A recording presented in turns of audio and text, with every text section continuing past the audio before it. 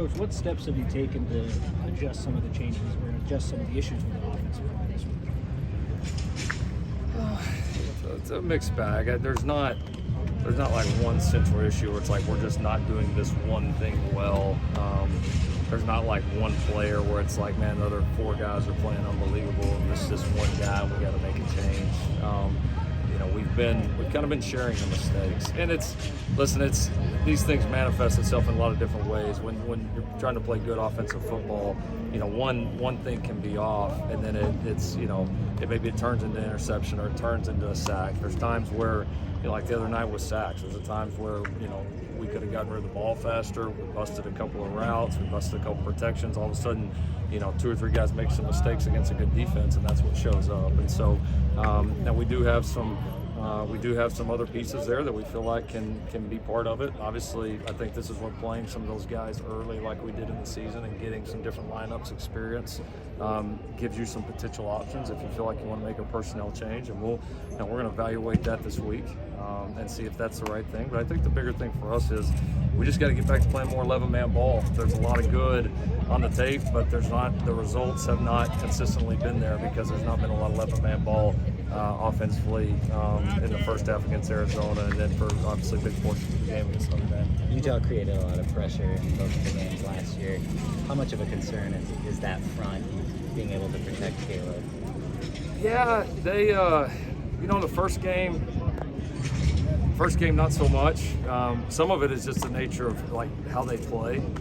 They're extremely aggressive. You got to give them credit. They do it. It works well for them. I said last night on the show, you can tell they've been in that system for a long time, and they've recruited for that system for a long time, and they do a tremendous job of it. And so, against a group that's going to be overly aggressive, you got to make some of your big plays too. We were able to do that quite a bit in the first game. We did it at times during the second game last year, but this is going to be a new challenge. We got some new personnel. They got some new personnel. It's a fun group to match up with against. I have a lot of respect for them. I enjoy playing against really good defenses, really good coordinators, really good players. They got all three. Can you talk after the Arizona game about the receivers, being off just a tick, I think you said, and it seemed like against Notre Dame there's a little bit of trouble kind of creating consistent separation against their defensive backs. What's kind of the message to those guys this week? What do you feel like needs to kind of be done there? Separation really wasn't much of a problem.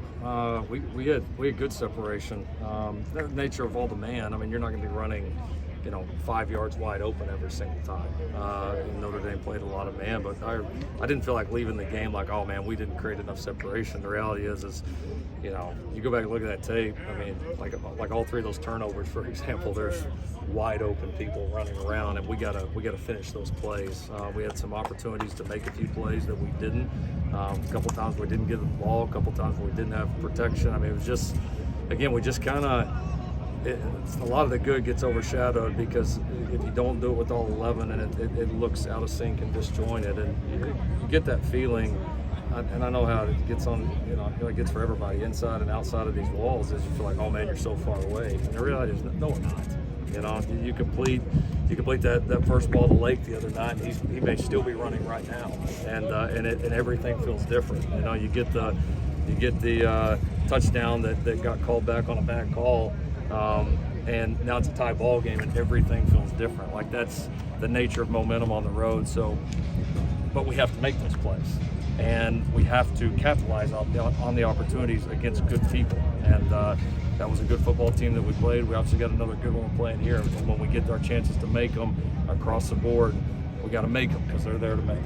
You mentioned kind of the culture that Kyle's been able to build at Utah over many years.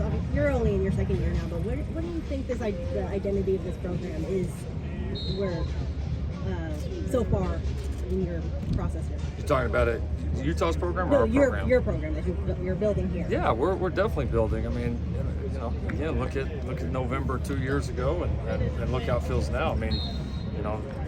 2 years ago, everybody was dying for a win, any kind of win, and now everybody's not happy with the test when we win by 30. So it means we're doing some pretty good things. That's how I want it to be.